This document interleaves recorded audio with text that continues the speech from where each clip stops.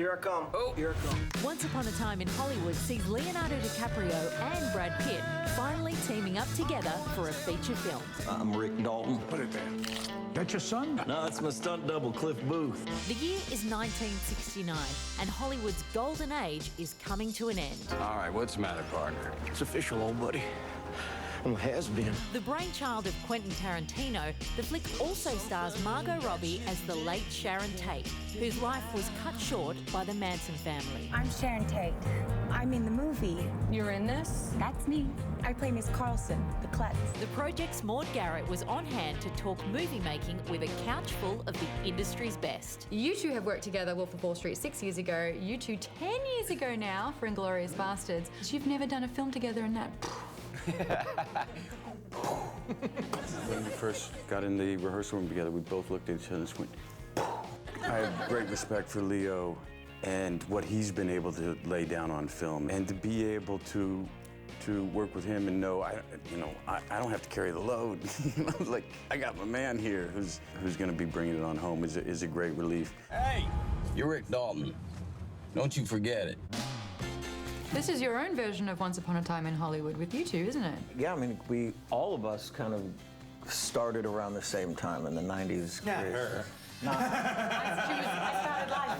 She was born in it. Yes. She was just... For Margot, it's been a lifelong dream to work with Tarantino, and being reunited with Leo an added bonus. Couldn't believe it happened the first time, let alone to work with Leo again. It was kind of, ridiculous. And obviously, a totally different dynamic in this film. We have far fewer moments together.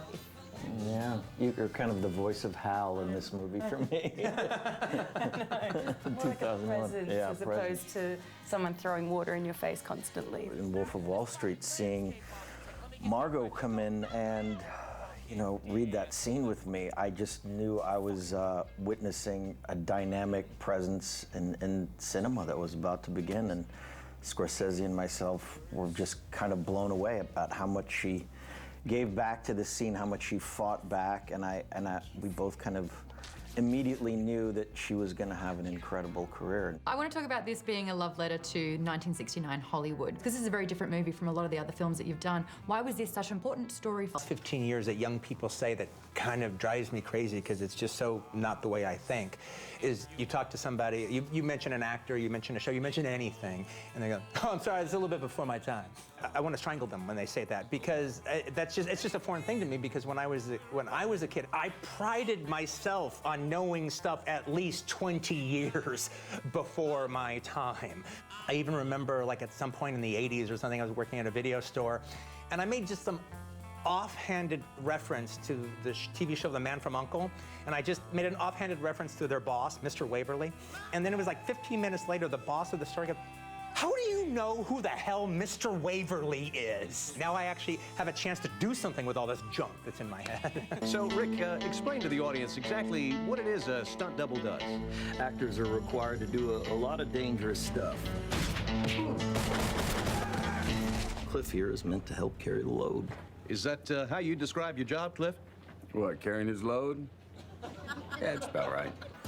Quentin, of course, everything is exciting on his sets, and there's this palpable energy and this great unknown of what's going to happen, and that permeates not only from the actors but everyone around just feels this amazing energy and excitement to be on the sets. I would do everything with Quentin if I had the opportunity. His sets are like none other, the material's like none other. It's wholly original, and you want to be a part of films and a director's point of view that could live beyond an opening weekend. And my man is all that. That was the best acting I've ever seen in my whole life. Indeed.